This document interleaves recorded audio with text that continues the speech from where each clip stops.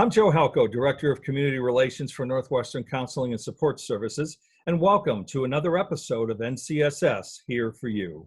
Since 1958, Northwestern Counseling and Support Services has been providing access to high-quality services which promote healthy living and emotional well-being to the residents of Franklin and Grand Isle counties. Over the years, as the needs of the community have changed, so too have the programs and services that we make available to assist children, adolescents, adults, families, and seniors.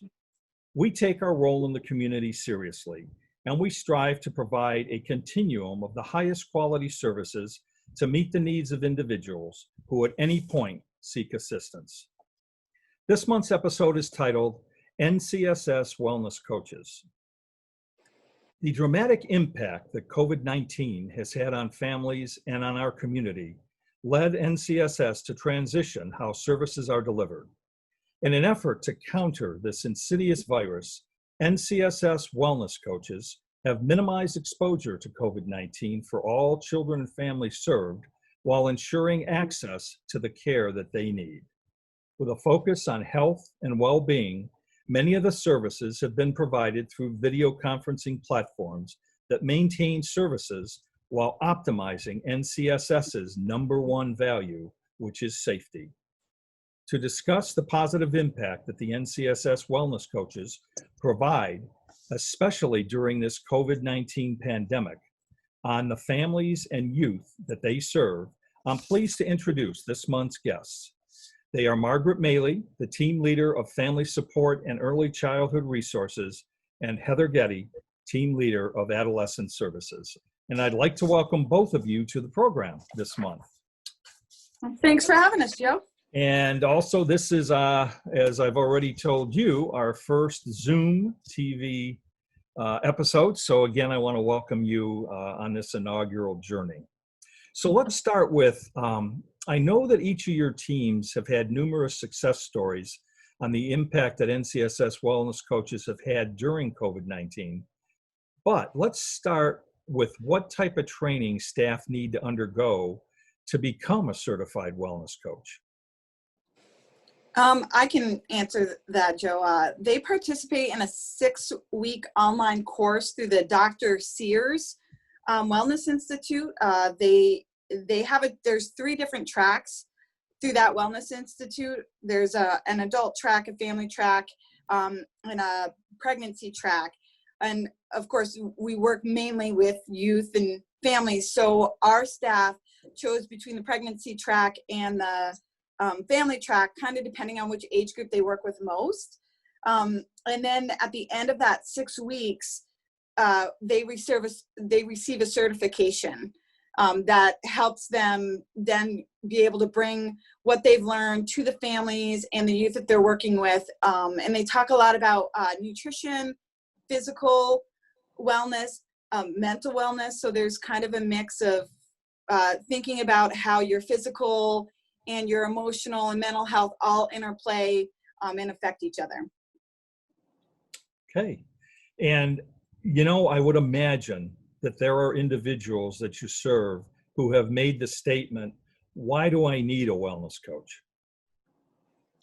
Yeah, I think that that's definitely something that has come up. You know, there is some kind of myth that physical and mental health don't interplay, and that there isn't a connection because sometimes those services are siloed. So the wellness coaches really have been able to kind of pull in whole food nutrition and simple and sustainable ways to have a healthy lifestyle that also includes your mental health and your physical health. So I think it's a way of explaining how kind of a whole body approach increases overall wellness. And that doesn't just have to be physical health, it can be mental health too. Mm-hmm. And I would agree with that. And I know most of my team work with adolescents. So oftentimes they might be resistant to engaging with case management in general. So the wellness coaches almost feel more like a mentorship. And I think it's less threatening for them when they're coming at it from a point of, hey, let's look at your overall health, you know, not just your mental health, but how it interplays with your physical and emotional health. And let's get you healthy and help your family get healthy. So Yeah, that's a good point. So along those lines, then what we're saying is that each and every one of these plans are personalized for an individual. It isn't as if it's a cookie cutter approach. Correct. Yeah, I know we strive really hard to have input from the families and the youth that we work with on helping them to identify what are goals and objectives that are meaningful to them, so that we're not everyone needs nutritional advice and support. So not everyone gets that. That's, some families need more of that. Some families are like, no, we're really good with nutrition, but we're finding it hard to get engaged as a family and get outside together, or sit down to family game the night together. So maybe that's the focus that they want to work on. So we really try to think what is most important for these families, and that's how we tailor their goals, objectives, and how to reach those goals and objectives. Yeah, I think it's a nice way for families to frame, oh, it doesn't have to look so prescribed. It doesn't have to feel threatening or something that you have to do. It's kind of a look at what are your goals that you're interested in terms of wellness? Because I think that we don't often talk about it in terms of being well. Sometimes we talk about it in terms of treatment or less kind of preventative, but this is really a way to prevent or mitigate the risks of, long-term health problems. And so mitigating the risk for those by implementing ways to produce outcomes for families that make sense for them and that create a path that they can sustain for the long term. Yeah, that makes sense. And, with COVID-19, which has required these service delivery changes, how have you found that platforms such as video conferencing to work during this time with everything that you're mentioning about assisting families? I think that telehealth in the beginning, we were all a little bit weary about what it was going to look like, and families thinking like, how could this possibly replace the in-home support or the community support that I've received? And I do think that it has been really successful in a lot of ways. And I know that Heather can speak to how her staff have engaged families, but my family support and early childhood staff have as well. I think people have found that it's really accessible to be home, and although not often as personal, to be on Zoom. It's a way that if you don't have transportation, or if you don't want to leave your house, or if you feel like you can maintain that connection with somebody over the phone and still gain those skills, I feel like it's been really successful in a lot of areas. Yeah, and I will say it's caused the wellness coaches to get really creative in their approach, because there's a lot that you get in the face-to-face through body language and things like that, so that you can kind of tailor your response and stuff that you might not get through video conferencing. So they've created like ways to engage youth and families through shared screen, which is something that's kind of cool. You can do on Zoom. You can share your screen. And I know one of my wellness coaches found these dance videos, almost like the Just Dance kind of game, and they share their screen, and then the youth and them are doing the videos together, which is really fun. So it's getting the youth up, they're getting active. They think it's hilarious to see their wellness coach also doing the dancing. Sometimes the caregivers are in the background and they're kind of like, hey, like, what are you doing? And they'll get in on it. So that's been one of the, I think, benefits, is the caregivers are getting an opportunity to see the engagement and to kind of like be in the background and hear some of the conversation about nutrition and physical activity and how that interplays. So that's been really fun too, and getting them involved. I have another wellness coach. She does some journaling along with one of her adolescent folks. So they on Zoom together. The wellness coach presents a prompt, like the prompt of the week or whatever that they're looking at, and they both just kind of journal together for a while and then process how it felt to journal, and was it a helpful coping mechanism. They've done breathing exercises, yoga, all sorts of things. It's been really neat to hear about the ways that they've engaged through telehealth. And I think that a piece of that is that we know families are home, especially the families we work with, homeschooling, providing their own childcare while working, and it's created immense stress on even, some people that I work with were doing the same thing. So I think it was a real key point for wellness coaches to be validating and just saying, I get that this is hard. What do you need from me? And so to have that person, I think was just kind of immeasurable for people who were home with the added stresses that COVID produced. Yeah, and those are some great examples. And, when we look at some of the successes that are relative to you had mentioned earlier about the physical and mental health balance for children and families, which is so important. And I think an opportunity to really validate a lot about what we try to do each and every day, because as we all know, your mental health is so closely aligned with your physical health. And I think the more people understand that and can embrace that, the more holistic the approach can be. Are there any specific examples to how that kind of balance has been achieved through, using these platforms? I think there's a lot of psychoeducation that's been done just by letting people know that it isn't one or the other. So I think sometimes people don't even realize that, if you are having some really intense headaches, you might be dehydrated, or if you're feeling really isolated, that even walking down the street and getting some minimal exercise can improve your mood. And so I think that piece has been really important in just letting people know you don't have to get out and run 10 miles. You don't have to take medication. You don't have to do one or the other. It's little steps that you can take to implement change in your life that will improve your well-being. And I think that's been critical, especially during this time where people are already feeling overwhelmed.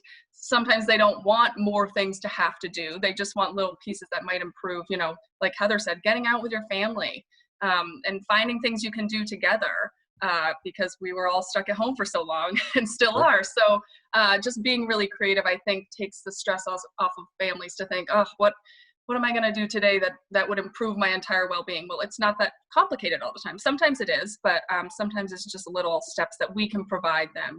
Here's a tip about a family meal you can make together that will increase the cohesiveness and connectivity of your family, but also it's healthy and it's good for your bodies. And like Margaret had mentioned earlier, in increasing the connection with the family, and the wellness coaches have had the opportunity to look up some of those healthy recipes, share them with their families, and look up activities, not just around recipes, but homemade goop or homemade Play-Doh, and provide that. And it provides validation, as Margaret had mentioned earlier too, of how stressful this time is for everyone, that this is the first time any of us are going through a pandemic. And I think it helps for the wellness coaches to remind the parents to be easy on themselves, and that it's okay to take a moment of self-care, because they're teaching some of these skills to the kiddos, but those kiddos can share those skills with the parents too, the mindfulness, the family connectedness, and that's going to help them as well. It's that ripple effect. Sure. And you've been talking about nutrition and meals and all that. And that certainly is another area during this time frame that has been so critical to so many families, and making sure that they are getting the food that they need. And with what you're saying, again, getting them to understand how nutrition is such an important part, not only for their physical well-being, but their mental health state as well. Yeah, absolutely. I think some of the families that we work with are food insecure even before COVID. And so a big piece of that is how do you find affordable meals when you aren't sure where to even start? And so again, a lot of psychoeducation around where your local food shelf is, and what's a really cheap option that will feed your family over the long term, like beans or something. What are some recipes that you can incorporate that don't feel overwhelming and are budget friendly? So we've done a lot of work around access to food shelves, working with one of my staff is a part of the Hunger Council, so ensuring that families have access. So it's not just the wellness coaches saying, I'm able to deliver a meal, but it's really saying like, have you connected with the schools? Have you connected with your local food shelf? Have you connected with the parent-child center who might be able to provide a food card to Hannaford if you're really out, if you've been laid off or what have you. So the access to resources has really been critical, and a lot of our families have been able to reach out, and we've been able to support them with that. And also providing them information about the food drops that have happened around the state. And I know I've had some staff that we have families who they don't have transportation to get to those food drops. So we've had staff here and there be able to go to the food drop, get the box of food and bring it back to the family. We've talked to families about how to use WIC foods in healthy recipes. How do you use foods that you normally get from the food shelf to make them stretch and kind of switch up a recipe in case it's gotten boring and the family's sick of having it that way. Well, maybe you add this or you add that, and you can supplement here and there. So that's been, I think, a critical part of this is the food insecurity and how much it's increased with COVID. So yeah, without a doubt. Now, with all the change that's been required due to the pandemic, and I know we've talked a little bit about engagement of families and children, but overall, how have you found the engagement of the children and the families to this new way of providing services? I think it's been a mix, Joe. Like I think we've been able to have an increase in engagement with a lot of families who maybe had a struggle with transportation, who maybe are, like Margaret had mentioned, now they're home with their kids because of this pandemic. So that's been a really good way for us to connect and keep engaged with those families. But you'll always have some that prefer the face-to-face. So we're starting to kind of try and look at what is that going to look like in this new world we're living in right now. But I think for the most part, it's actually been really accepted by the youth and families. A lot of the youth are really embracing the FaceTime type thing because they're like, oh, cool. Like I can fit you into an hour of my day and fit my gaming and my socializing, around seeing you. So I think that they've really enjoyed this, and they've grown up in a world where this is part of their world anyway. So they're really comfortable with it.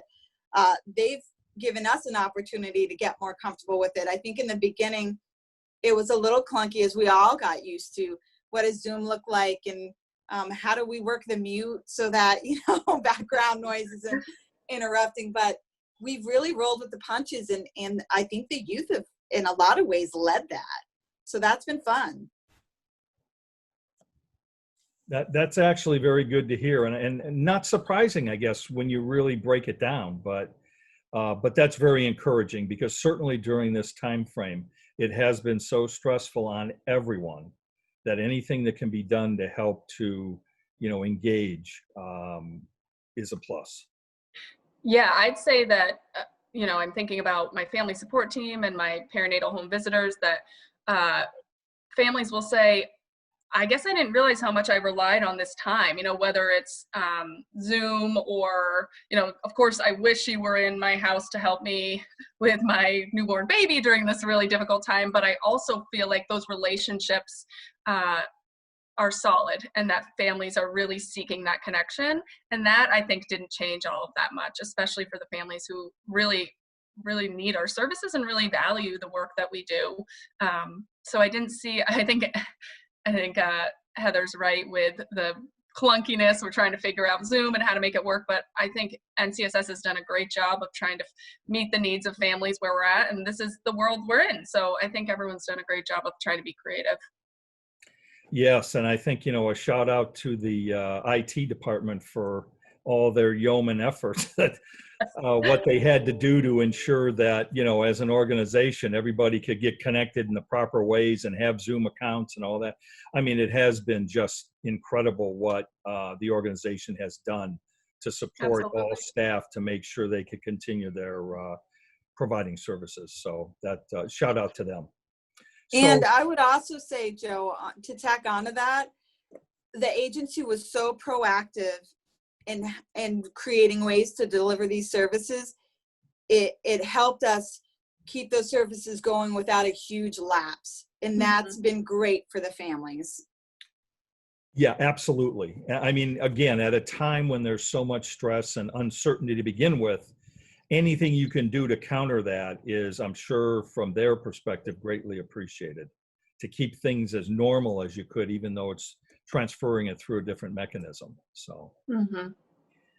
now, what has surprised you the most in working with children and families during this extremely stressful time? Is there something that, I mean, I know you mentioned about the youth who already are very engaged in technology, so this wasn't like, oh, I have to learn something brand new. But has there been anything, though, that you could say, wow, I never thought we would encounter this, and this is pretty neat? Or something that has turned into what you would deem as something we need to work on um, because the technology hasn't fostered it? I think one of the surprises on my team has been how well the youth adapted. I mean, yeah, we know that they're steeped in media and virtual everything, but I think we knew that we were serving a great bunch of kids in our area, in our region. We already knew that, but to see their level of resilience as they've adapted through this, I think especially of some of the youth who this was their senior year and it was completely turned upside down, and they still found a way to plow through the homework and the schoolwork and get it done and find ways to celebrate their successes. So the resiliency among the youth and families has been wonderful and heartwarming to see. That's what I was going to say too, Heather. I was going to use the word resilient, and I guess I was trying to think, like, I'm not surprised. I guess I was pleasantly surprised to see how resilient families are, and just really how much, again, not surprised but that the community came together, because a lot of my team on the early childhood resource team works closely with the state and community partners and childcare providers and centers, and we all knew that childcare was kind of a stressful area for families before this, and then it just tripled overnight. And so I wasn't at all surprised at how well everybody worked hard to make sure that families, you know, Sally Jason from my team was working around the clock trying to make sure that families had providers who were essential workers. There was just a lot of details that went into this really swift change in terms of, from looking at a community perspective, what the needs are, you know, in terms of how vast it was: food insecurity, childcare, transportation to sites where you need to pick up food. All of these things are just so consuming and complicated. And so I was not at all surprised, I guess, at how well our NCSS team as a whole did at just, as Heather said, being really quick to act. So pleasantly surprised, I guess, not fully surprised, but just a real community effort and a real full NCSS effort to make sure that needs of families were met, and agencies could provide that. NCSS being, I think, the primary one that was really reaching out to families to make sure that all areas of kind of population health were kind of achieved in this tricky time. I think it was very validating of the work that we do and the Yeah. relationships that we've created. And you make a good point, Margaret, is the fact that it is a community that has to wrap around all these children and families. You know, Yeah. NCSS does a part, there's other organizations that do a part, but the key is that, you know, the community comes together to try to figure out ways to get the job done. Yeah. So with all that being said, it's hard to believe, but our time is up. And I, you know, certainly want to thank both of you for being on the show today. And you're representing, your teams are representing all of the various wellness coaches that NCSS has throughout the organization and the critical role that they play. But once again, I want to thank my guests, Margaret Maley and Heather Getty, for sharing their insights on the positive impact that NCSS wellness coaches are continuing to have, even during the COVID-19 pandemic, on the youth and families that they serve. I also want to thank you, the viewer, for spending time with us again this month. You can learn more about NCSS and all of our programs and services by logging on to ncssinc.org. I'm Joe Halco, and I'll be back next month with another episode of NCSS here for you.